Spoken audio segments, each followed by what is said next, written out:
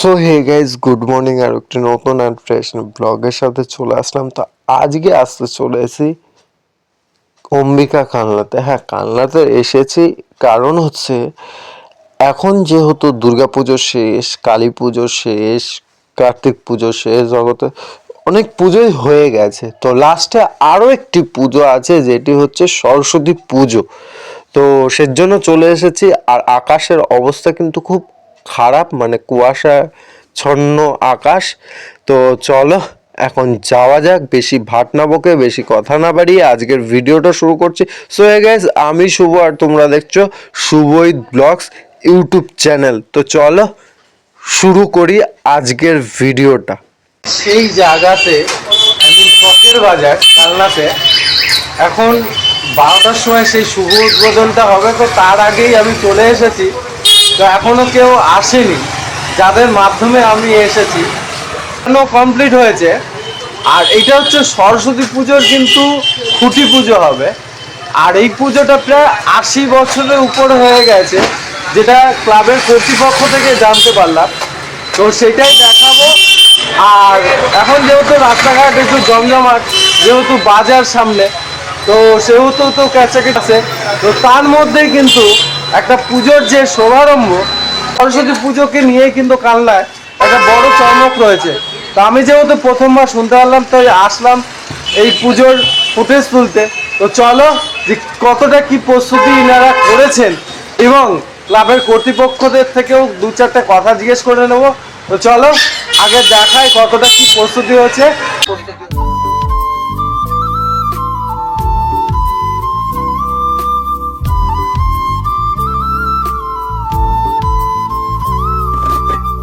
এখন আপনাদের সামনে দেখাতে চলেছি, দেখতেই পাচ্ছ সবাই, কালনা শ্রী সমিতির আদিমায়ের মানে হচ্ছে সরস্বতী পুজোর আগে যে খুঁটি পুজো হয়, তো সেটাই কিন্তু এখানে সাজানো রয়েছে।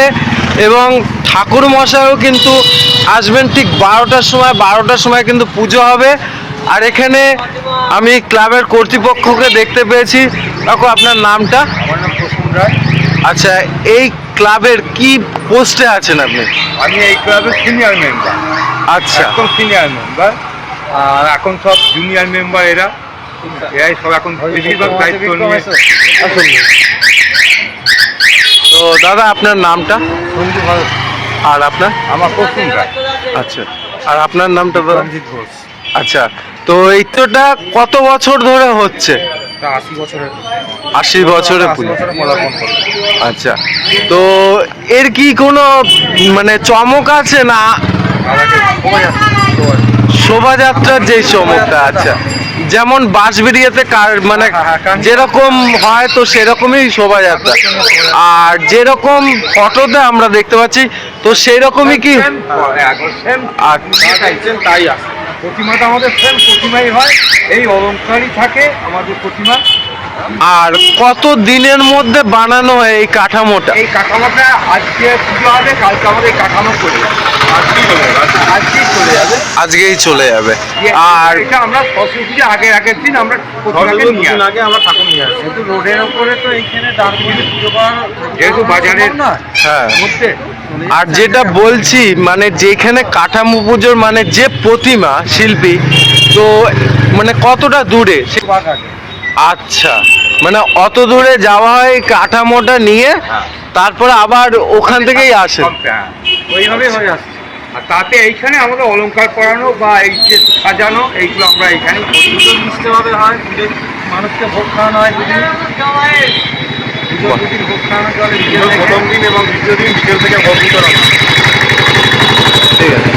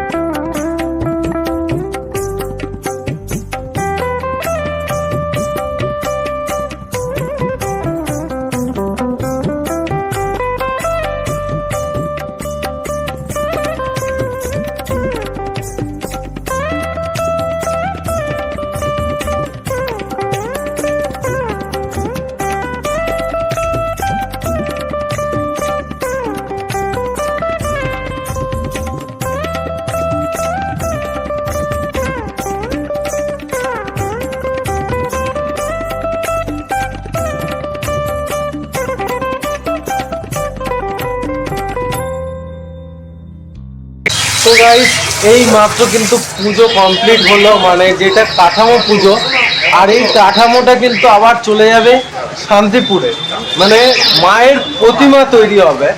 আবার কিন্তু পুজোর ঠিক একদিন আগেই কিন্তু সন্ধ্যাবেলায় চলে আসবে এই পুজোটা যে হবে, তো তার জন্য তো চলো মানে এখানেই ভিডিওটা শেষ করছি। যদি ভিডিওটা 1% ভালো লেগে থাকে তাহলে অবশ্যই কিন্তু একটি লাইক, শেয়ার, কমেন্ট এবং সাবস্ক্রাইব করে দিও। তো এই বলে আজকের মতন টাটা, বাই বাই, জয় হিন্দ, জয় ভারত।